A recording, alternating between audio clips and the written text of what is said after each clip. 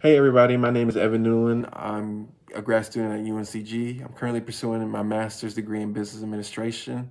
I'm in the early career professional program. I'm an online student and I'm doing 2 internships along with a part-time job.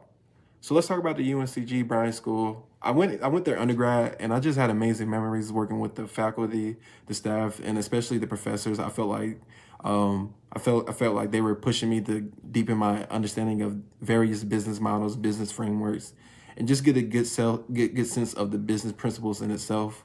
With the early career professional program, I felt like at that time when I was applying, I wasn't really quite sure which industry I wanted to go, which roles I wanted to pursue.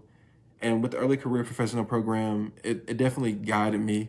I had various one-on-one sessions with my career coach. I've had various mentors guide me throughout this journey, and I felt like I never regretted that decision ever since. And to any student that's up and coming, that's not quite sure what they want to do in life yet, I feel like that's the best way to to get put in a better position, especially with the MBA degree that you have, or with any master's degree that you are attaining throughout that your journey.